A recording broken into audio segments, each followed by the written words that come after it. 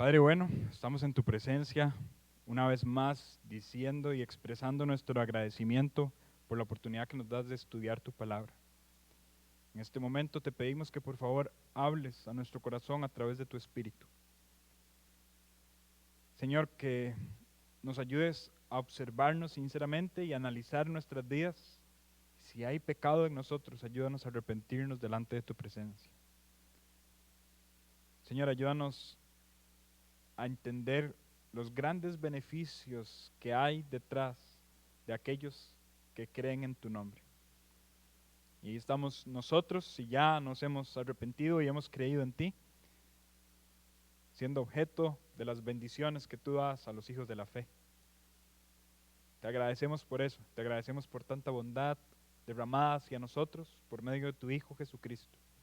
Y te pedimos que hables a nuestros corazones a través del texto. Gracias, Señor. En el nombre de Cristo Jesús oramos. Amén. Muy bien, el título del sermón realmente puedo mencionarlo de dos formas distintas y quise hacerlo así porque entiendo que una de las formas o uno de los títulos que voy a mencionar por su contenido o por su popularidad coloquial tal vez no puede generar el impacto que se desea que genere. ¿Han escuchado la frase, el que ríe de último ríe mejor? ¿Sí? Yo creo que lo que vamos a estar estudiando el día de hoy en cierta medida puede aplicar con esa frase. El que ríe de último ríe mejor. No obstante, el contexto que hay detrás de esa frase es un contexto a veces jocoso, a veces gracioso o incluso a veces vengativo. Y no necesariamente creo que esos contextos populares y coloquiales capturen la esencia de lo que vamos a estar estudiando el día de hoy. Y es maravilloso cómo nuestro lenguaje puede hacer de una misma idea una frase completamente distinta y que ofrece un énfasis completamente diferente. Así que permítanme decirle esta idea de el que ríe de último ríe mejor, de una forma distinta, con un tono distinto y que yo percibo que captura la esencia de lo que vamos a estar estudiando. Y así que lo que vamos a estar estudiando a la luz del texto es que no hay peor llanto que el de aquel que se empeña por ser el primero en reír. No hay peor llanto que el de aquel que se empeña por ser el primero en reír. Y notan que cambia completamente el tono, ¿verdad? No lo vamos a interpretar, o esta frase no se interpreta necesariamente como algo jocoso, sino como algo lamentable. No hay peor llanto que el de aquel que se empeña por ser el primero en reír. Yo creo que en el contexto en el que nos vamos a situar hay muchas personas que estaban empeñadas en reír primero, pero a la larga, esa actitud va a traer un llanto inconsolable. ¿De dónde sacamos estas ideas? Bueno, precisamente del texto y del contexto en el que estamos situados. Y para hacer corta la explicación del contexto, tenemos que recordar que hasta donde hemos llegado en el estudio del libro de Juan, Jesucristo ha hecho la señal cúspide de su ministerio terrenal. Y esta señal ha sido resucitar a Lázaro, resucitar a un muerto que él amaba, a un muerto que era su amigo. Jesús derrama su misericordia hacia Lázaro y le resucita con la palabra de su poder, diciendo, Lázaro, ven fuera. Jesús había advertido que la enfermedad de Lázaro no era para muerte, sino para la gloria de Dios, para engrandecer al Hijo. Y Jesús ha glorificado a Dios y Jesús mismo ha sido engrandecido. Muchas personas le han visto y han creído en Él. De hecho, María y Marta ahora ven a Jesús mejor de lo que antes lo veían. Ellas tenían esperanza y creían en Él, pero ahora entienden mucho más el poder absoluto que hay en la persona de Jesucristo. Jesucristo que tiene poder sobre la muerte y tiene la capacidad de decirle a Lázaro después de 3 días de muerto, levántate y ven fuera. Ahora, No todas las reacciones ante este milagro fueron positivas. Estudiamos y leímos la semana pasada versículos 45 y 46, donde nos muestra un contraste entre las reacciones que hubo después de este milagro. Por ejemplo, el versículo 45 dice, muchos de los judíos que habían venido a acompañar a María, vieron lo que Jesús hizo, creyeron en él. Esta es una respuesta positiva a la gran señal de Jesús, al gran milagro de Jesús. Pero hay una respuesta negativa que le da inicio a toda la historia que va a continuar desde aquí hasta el final del libro. Es decir, versículo 46, algunos de ellos fueron a los fariseos y les dijeron lo que Jesús había hecho. Este versículo va a cambiar completamente el tono o la forma del libro de aquí en adelante, porque de aquí en adelante va a ser una persecución para matar a Jesús. ¿Por qué?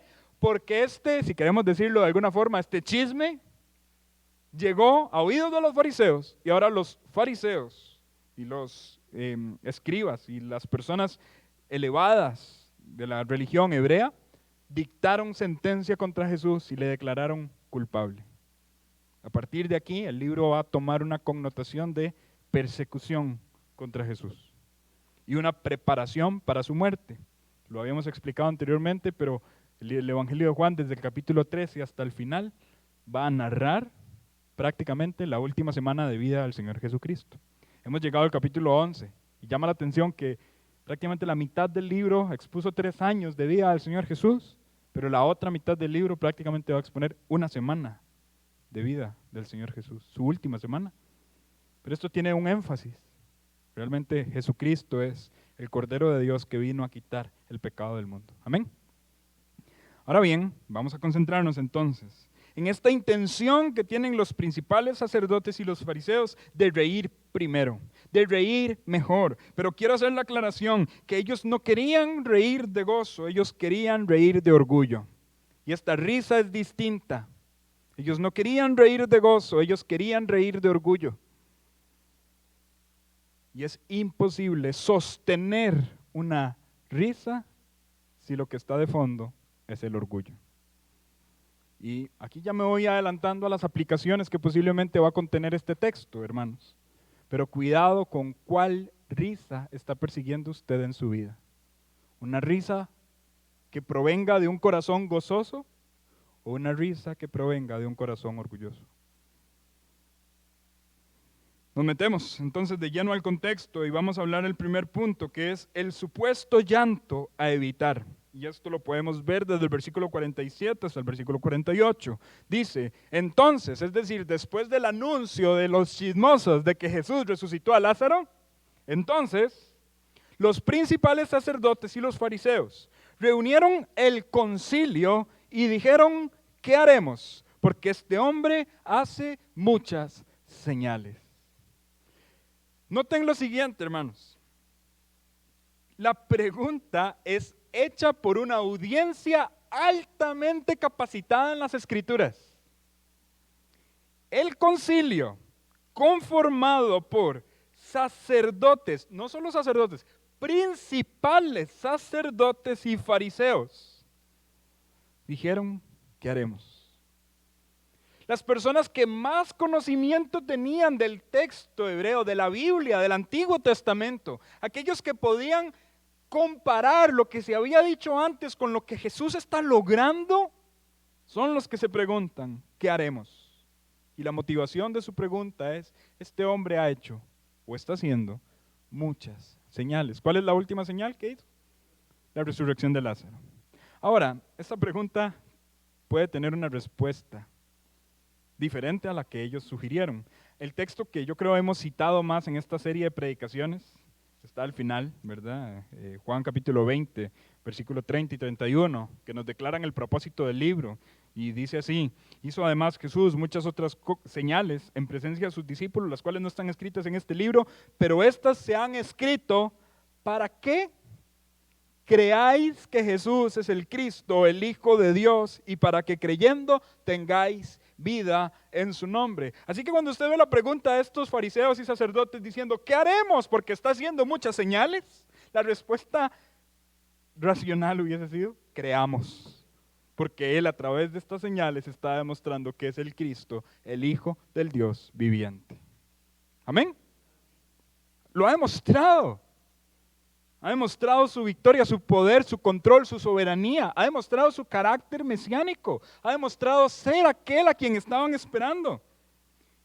Pero ahora, ellos quieren evitar un supuesto llanto. Y el supuesto llanto se expresa en el versículo 48, donde dice, si le dejamos así, todos creerán en él, y vendrán los romanos, y destruirán nuestro lugar santo y nuestra nación. Hay un llanto en la imaginación de los principales sacerdotes y fariseos. Y este supuesto llanto es, si Jesús permanece haciendo lo que está haciendo, va a haber una destrucción a nuestro lugar santo y a nuestra nación.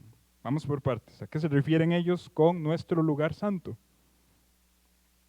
Al templo, ¿sí? En este momento estamos en un contexto cercano a Jerusalén y claramente ellos tienen en alto aprecio el templo de Dios. Ahora les hago la pregunta, hermanos. ¿Por qué aman tanto el templo? ¿Por qué un hebreo de la época ama tanto el templo? Porque ahí adoran a Dios. Porque es un reflejo de su relación con Dios.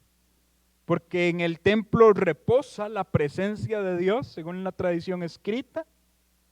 Porque allí ofrecen sacrificios para el perdón de sus pecados. Pero si hilamos muy delgado, en última instancia, el aprecio de los hebreos por el templo se resume en una palabra: esperanza. ¿Esperanza de qué? De alguien que vendría a gobernar y utilizaría el templo como su centro de operaciones. ¿A quién me refiero? Al Mesías. Ahora, ellos tienen al Mesías de frente y están diciendo, tenemos que preservar el templo, por eso matemos a este hombre. Notan que ellos se confundieron completamente de su objetivo. La esperanza no estaba en el templo, sino en la persona prometida detrás de él. Todas las figuras del templo anuncian la venida de un Mesías. Ellos se desconcentraron completamente e imaginaron un supuesto llanto que vendría por parte de los romanos. Aquí claramente estamos en un contexto de presión del imperio romano sobre los judíos. Les pregunto, ¿eran los judíos esclavos en este instante, en este contexto en particular en el que estamos estudiando? ¿Eran los judíos esclavos de Roma? La pregunta es un poco compleja.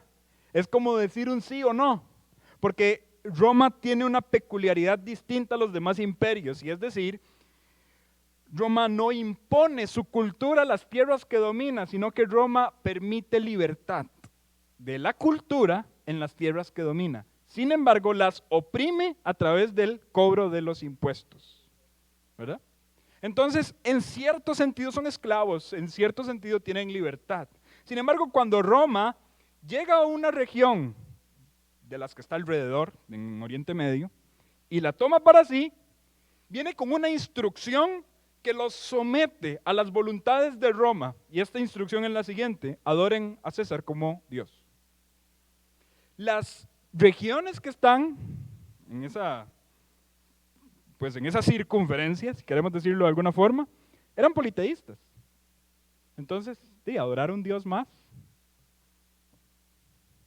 ¿qué impacto tiene? Es un Dios más. Algunos lo adorarán, otros no. No importa. Pero de toda la región, e incluso me atrevo a decir, del mundo antiguo, ubicado en esta región en particular, solo los hebreos, solo los judíos, son monoteístas. Por tanto, la petición de adoren a César como a Dios iba a ser claramente rechazada por los judíos. Cuando ellos rechazan esta solicitud de Roma, claramente Roma va a tener una tensión con respecto a los judíos. Les va a dar libertad en cuanto a lo religioso se refiere, pero cuando venga alguien intentando sublevarse contra el César, a quien ellos no respetan como a Dios, entonces ellos vendrán y castigarán a los judíos. ¿Me voy a entender, hermanos? Entonces aquí hay un aspecto de fondo. Roma nos puede destruir y puede destruir nuestro templo. Por tanto, tenemos que evitar este futuro llanto. Y la forma de evitarlo va a ser condenando a este hombre que hace muchas señales. Este llanto es un llanto supuesto. Y de hecho, con la frase del título del sermón, no hay peor llanto que el de aquel que se empeña por ser el primero en reír. Aquí hay ironía también.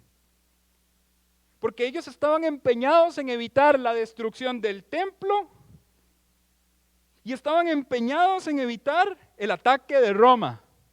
Les pregunto, ¿sucedió eso en algún momento? Sí. Año 70 después de Cristo. El templo fue destruido y Roma sitió Jerusalén. ¿Pudieron ellos evitar el llanto que querían evitar? No. Quisieron reír primero, pero a la larga no pudieron permanecer riendo. Su llanto fue peor. Algunos dicen que el año 70 después de Cristo ha sido el peor evento que los hebreos han sufrido. Alguien diría, ¿y el holocausto?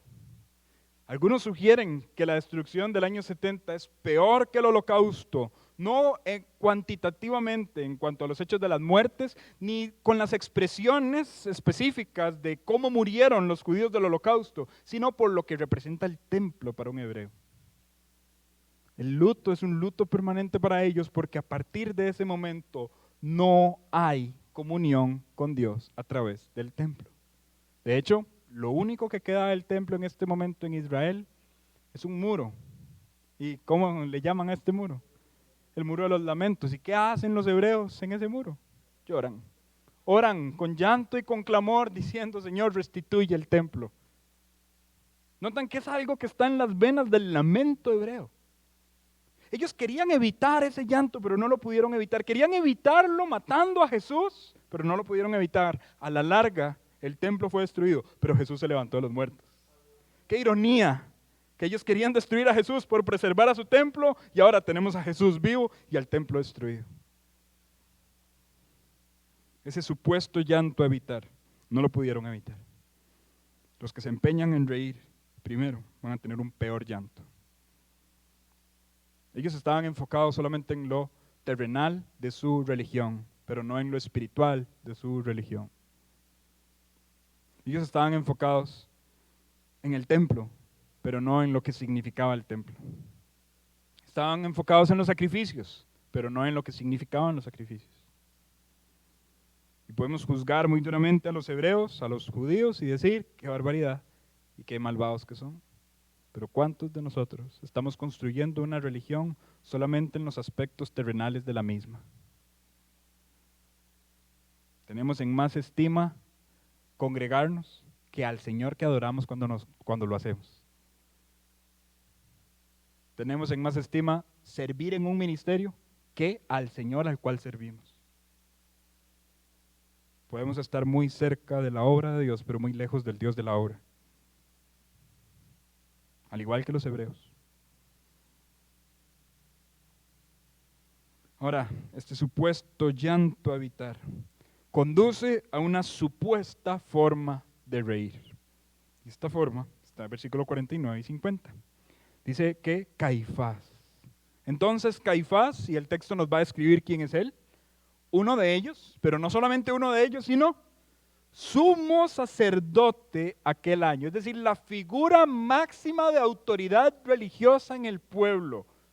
Podríamos decirlo de la siguiente forma: la representación de la voz de Dios para los judíos de la época. El sumo sacerdote en aquel año dijo, vosotros no sabéis nada. El primer argumento de Caifás frente a los oficiales del concilio es decirles, ustedes son ignorantes. Están pensando, ¿qué hacemos? ¿Qué hacemos? Pero yo no soy un ignorante, dice Caifás. Yo tengo una solución viable para que no lloremos este supuesto llanto que nos hemos imaginado. Y esta solución viable que propone ¿quién? El líder espiritual prominente. Esta solución es ¿No pensáis que nos conviene que un hombre muera por el pueblo y no que toda la nación perezca? ¿Qué vamos a hacer? ¿Vamos a buscar una solución política y amigable? ¿No piensan ustedes que es mejor que muera uno a que muramos todos? Este supuesto llanto de que viene Roma a matarnos, si escucha que alguien dice ser el rey, se puede evitar matando a aquel que dice ser el rey. Es mejor que muera uno a que muramos todos. De nuevo, hago énfasis en lo siguiente. ¿Quién está diciendo esto? Caifás, la autoridad religiosa de la época. Y está diciendo, es mejor reír matando a uno que llorar todos por la vida de él. Es mejor reír matando a uno que llorar todos por la vida de él. Y en efecto, él propone esta idea. Matémoslo. Matémoslo. Nos conviene más, porque a la larga vamos a, entre comillas, reír. Roma no va a venir a matarnos, el templo no va a ser destruido, matémoslo a él. Aquí hay otra vez ironía en el siguiente punto. Tal vez es donde nos vamos a extender más y precisamente se llama la ironía del asunto. Vamos a leer versículo 51. Aquí hay una intervención, aquí hay un cambio de la forma en la que se está escribiendo. Y aquí interviene el evangelista haciendo una acotación a la narrativa. Y esta intervención dice lo siguiente: eso no lo dijo por sí mismo. ¿Quién? Caifás. Caifás no dijo lo que estaba diciendo por sí mismo, sino que, como era sumo sacerdote de aquel año, profetizó que Jesús había de morir por la nación. ¿Notan lo increíble de esto? Detrás de una intención maligna y perversa propuesta por Caifás, el supuesto líder religioso, había una profecía del sumo sacerdote afirmando el propósito de la muerte de Cristo, es decir, morir por la nación. Hay muchos aspectos irónicos en esta narrativa. Uno de ellos es que la idea de Caifás está motivada por desprecio hacia los gentiles, pero a la larga la idea de Caifás va a traer aprecio hacia los gentiles por parte del Mesías. Se los demuestro, versículo 52. Y no solamente por la nación, sino también para congregar en uno a los hijos de Dios que estaban dispersos. ¿Notaron algo, hermanos? No solamente la nación hebrea se vio beneficiada del sacrificio de Cristo Jesús, sino también los gentiles. Aquellos que son sus ovejas y que el buen pastor da su vida por ellas. Aquellos que escuchan la voz del buen pastor y lo siguen, son aquellos que se están beneficiando o se irán a beneficiar del sacrificio de Cristo, que fue una propuesta malvada de Caifás. Pero Dios estaba obrando detrás de la propuesta malvada de Caifás, porque Dios es soberano. Es interesante que Dios aquí está demostrando algo. Dios es capaz de hablar y obrar a través de instrumentos sucios. Dios es capaz de hablar y obrar a través de instrumentos sucios. ¿Quién está sucio aquí? Caifás. Pero Dios está demostrando su soberanía a través de Caifás. ¿Que Él está haciendo eso con buena intención? ¿Caifás acaso propuso que Cristo muera por nuestros pecados para salvación de todos nosotros? Caifás tiene una mala intención en su corazón, pero las malas intenciones que se oponen al reino de Dios no estorban el progreso de su reino. Dios es más grande que las malas intenciones y los malos corazones. Y aún con esos instrumentos sucios, Él puede demostrar su soberanía. Dios no se complace en utilizar instrumentos sucios, ciertamente Dios quiere limpiarnos para utilizarnos como instrumentos limpios en sus manos. Pero el hecho de que existan instrumentos sucios no lo incapacita de hacer su obra soberana. Él sigue obrando, a pesar de nuestro pecado y a pesar del pecado de las personas que están a nuestro alrededor. Piensa en lo siguiente: ¿han pecado otras personas en contra suya? ¿Y ha sufrido, ha experimentado usted el pecado de otros?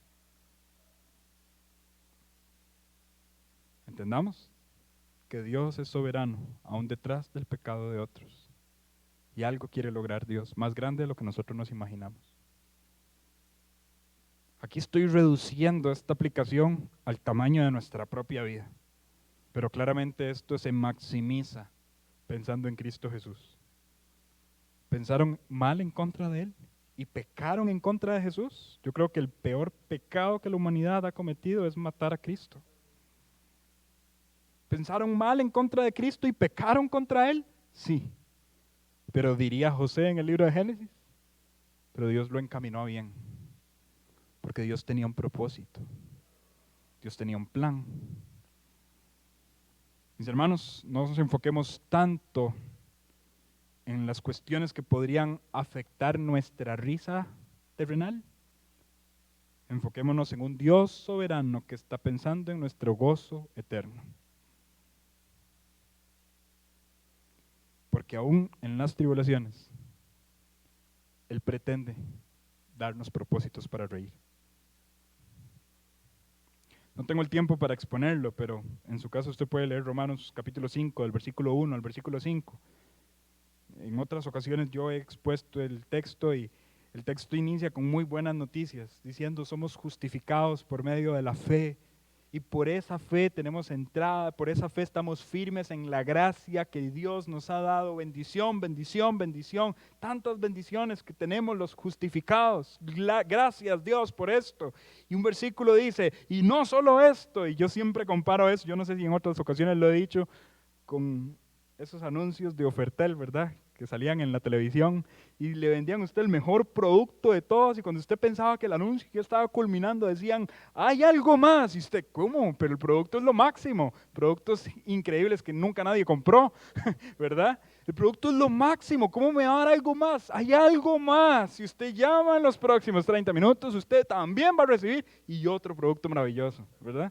Cuando yo leo Romanos 5, el 1 al 5, yo veo eso. Buena noticia, buena noticia, buena noticia. En un momento el apóstol dice, y no solo esto.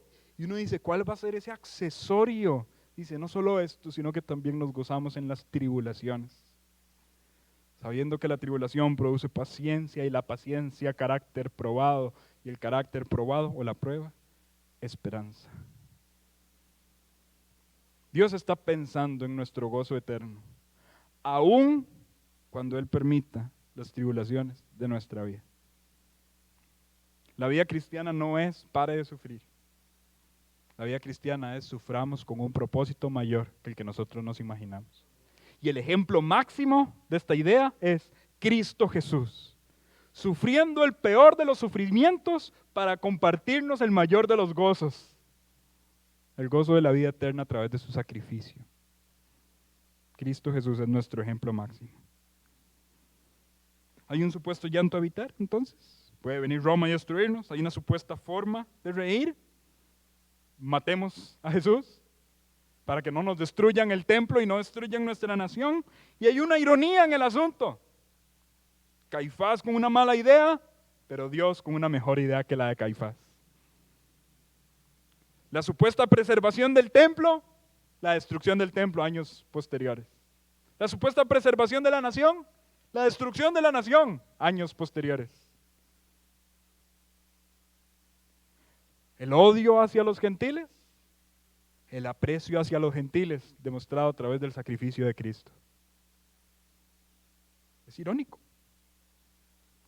Es irónico. Y toda esta historia concluye con algunos elementos que le van a dar introducción a la siguiente. Y esto lo vemos en la sentencia final. Versículos 53 en adelante. Dice, así que, vean cómo el autor vuelve a narrar. Ya hizo la acotación teológica que tenía que hacer. Lo que dijo Caifás no lo dijo por sí mismo, sino que Dios estaba hablando por medio de él. Que Jesús iba a morir por la nación, pero Jesús no estaba pensando solamente en los hebreos.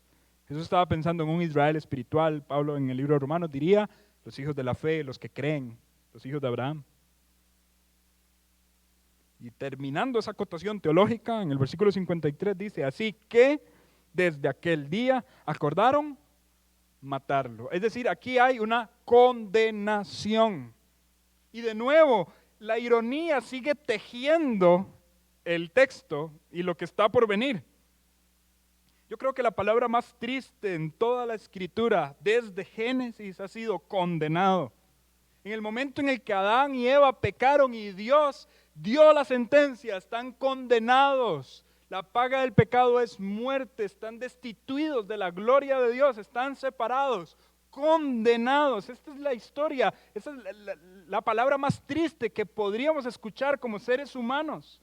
Jesús se hizo un ser humano y escuchó esta palabra expresa de otros seres humanos, diciéndole a él mismo, condenado a muerte. Pero la ironía del asunto es que la condenación de Cristo es la libertad de los que creen en él. Es irónico, pero es maravilloso. Qué triste es la palabra condenado, pero cuando pensamos en Cristo, gloria a Dios, porque Él fue condenado en nuestro lugar. La misma palabra triste se le dijo, condenado, pero ahora no para llanto, sino para gozo eterno. Pero lo condenaron a muerte.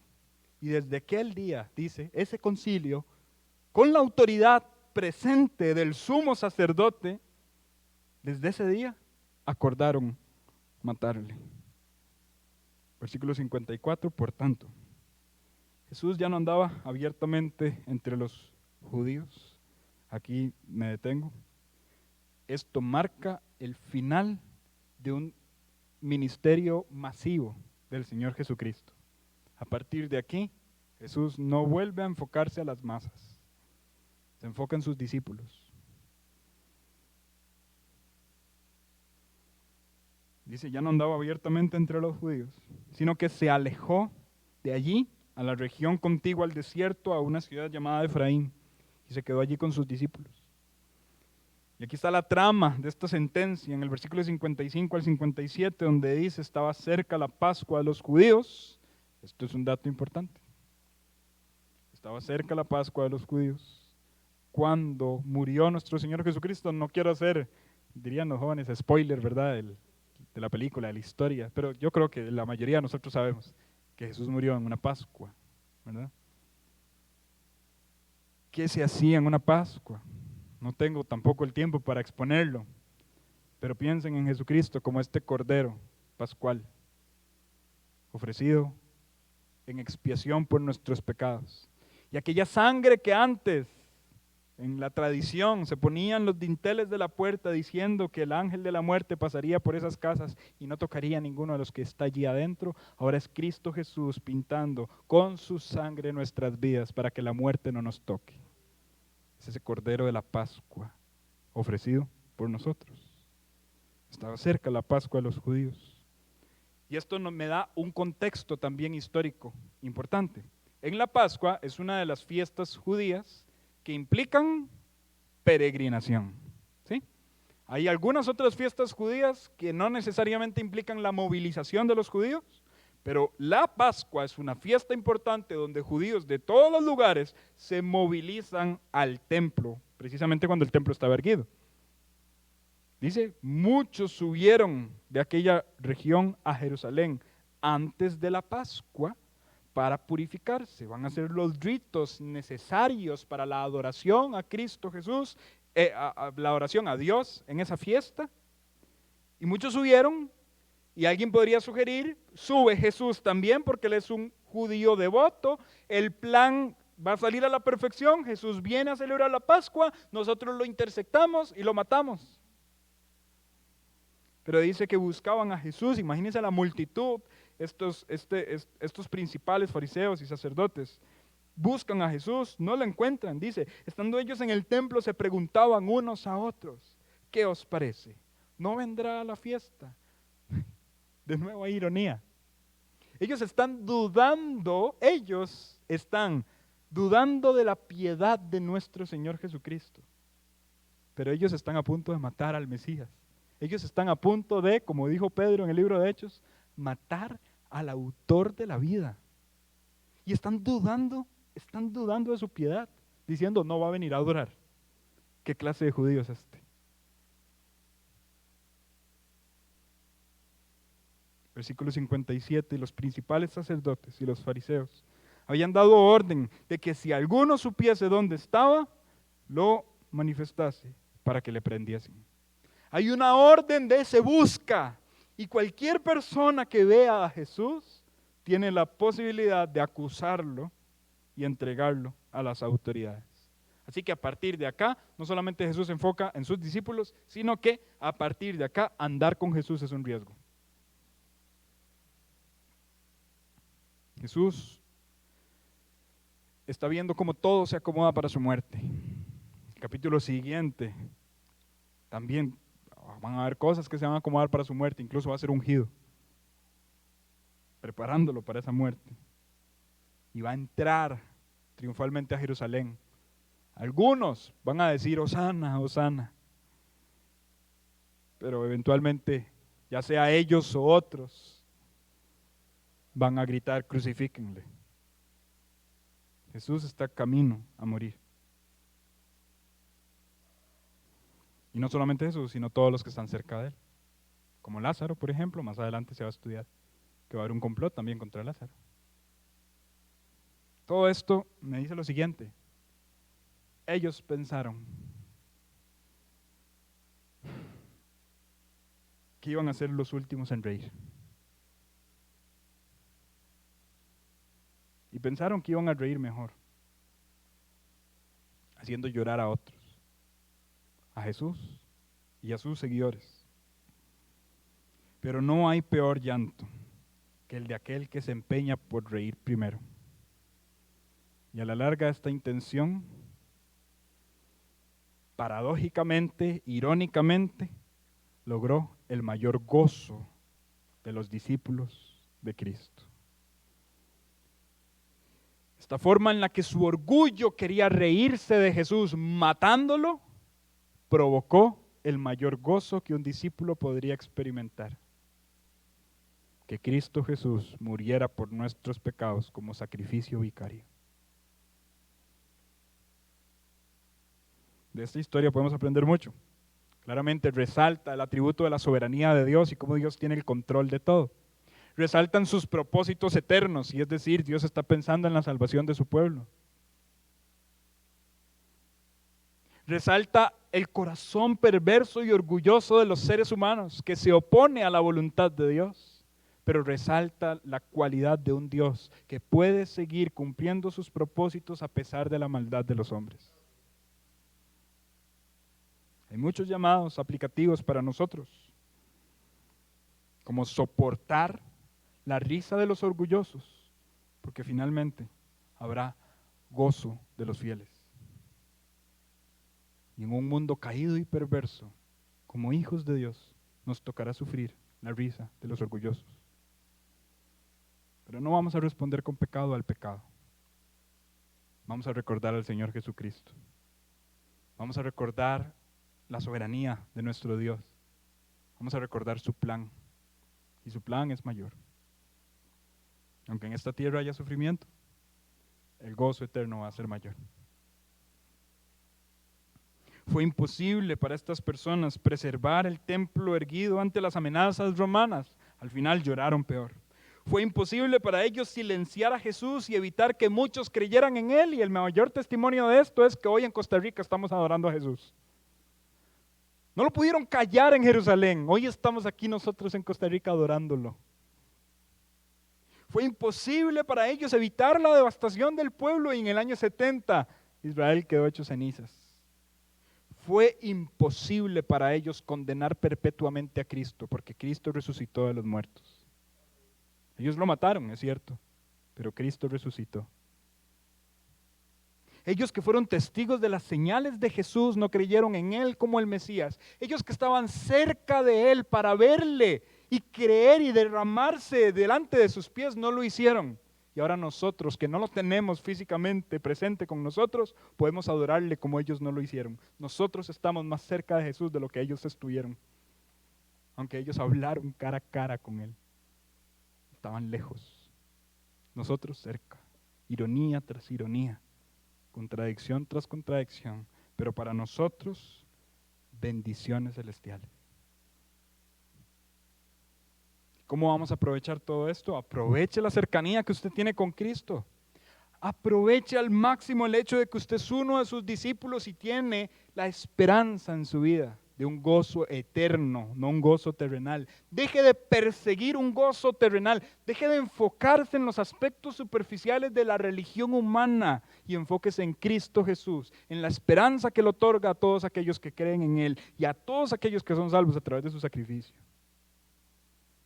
Esto es poner la mira en las cosas de arriba y no en las de la tierra. Y esta historia nos arroja a esto, con el contraste de personas que solo veían lo terrenal, pero recordando a María y a Marta que veían lo celestial. Y pudieron ver a Cristo mucho mejor de lo que antes lo veían. ¿Dónde están sus ojos? ¿Dónde está el gozo que usted pretende recibir? ¿Cuál es la base del gozo que usted desea? ¿Es terrenal? ¿Está empeñándose usted por ser el primero en reír en esta vida? ¿Dónde está su gozo? Yo creo que esta historia nos demuestra, junto con otras historias y narrativas de la Escritura, que nuestro gozo no está en las cosas de la tierra, ni en las posesiones, ni en la religión. El gozo verdadero está en la persona de Jesucristo. ¿Es Cristo su gozo? ¿O está persiguiendo usted un gozo rápido, instantáneo? Cuidado, y lo advierto con mucha humildad y con mucho aprecio por su corazón. Cuidado, porque no hay peor llanto de aquel que se empeña por ser el primero en reír. Y por usted perseguir un gozo ya, esto le puede provocar un llanto mañana. ¿Consecuencias terrenales? Sí. Pero, ¿y si su persecución al gozo hoy, esa persecución orgullosa al gozo, está demostrando su corazón no regenerado? Su llanto será eterno. Y la única esperanza para aquellos que persiguen desesperada y orgullosamente el gozo es Cristo Jesús, en quien estamos completos. No necesitamos nada más. En Él estamos completos. Cristo Jesús es nuestro mayor ejemplo y esta historia hace que Él resalte como el sacrificio y hace que la ironía entre el corazón humano y la soberanía de Dios queden manifiestas, mostrándonos que Dios es más poderoso que los hombres. Poderoso para juzgar y para condenar, pero aquí, con mayor énfasis, poderoso para salvar a su pueblo, a pesar del pecado de los hombres. Y Él sigue siendo así de poderoso, a pesar de la persecución, a pesar de la maldad del mundo, a pesar de la oposición a su mensaje, Él sigue siendo poderoso para salvar a todos los que en Él confían. Amén, hermanos. Inclinen su cabeza, por favor, cierren sus ojos.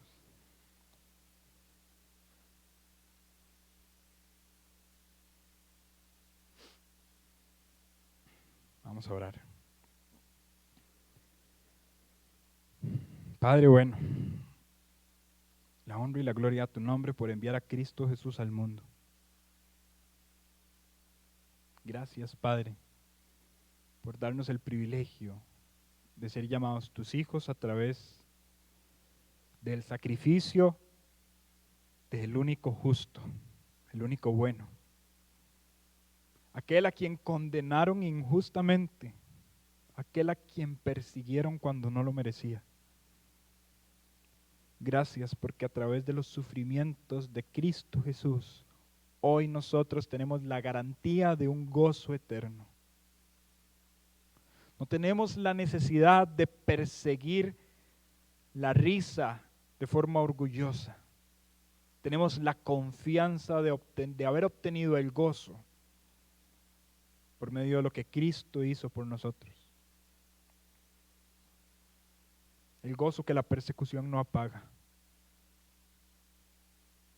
Gracias, Señor, por demostrarnos a través de la Escritura que tú obras aún en medio de las maldades del mundo en el que vivimos.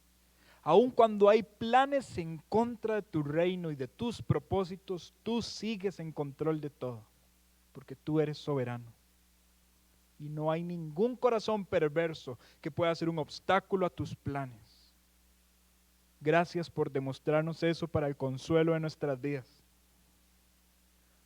Porque si te odiaron a ti, siendo tú la cabeza de tu iglesia, estamos seguros que también odiarán a tu cuerpo, que somos nosotros, tus hijos. Pero la esperanza que tú nos das, Señor, es que el gozo por venir será mejor. Y aquellos que se empeñan por reír tendrán un llanto más lamentable. Señor, gracias. Gracias por hacernos tus hijos y darnos esta preciosa esperanza. Ayúdanos a transmitir esta esperanza a otros hijos tuyos que estén en desánimo, estén en pruebas o estén en angustias. Ayúdanos a transmitir, a ser un reflejo del gozo que llena nuestro corazón en tu presencia.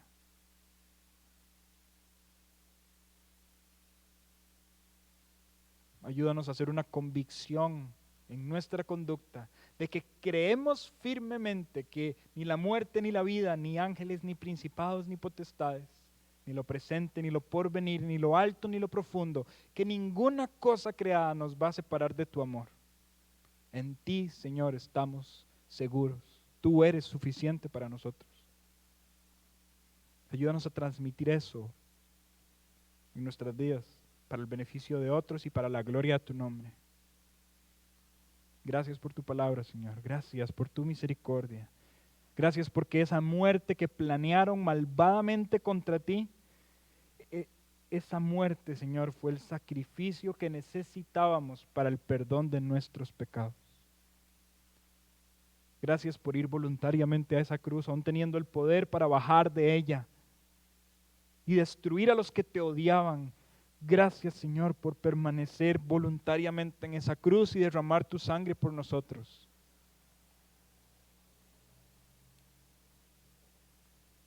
Gracias, Padre bueno, por el ejemplo que nos diste.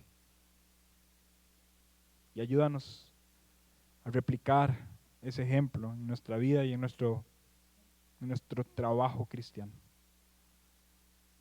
La honra y la gloria, Señor, para tu nombre. Gracias por tu palabra y por tu espíritu que nos habla a través de ella.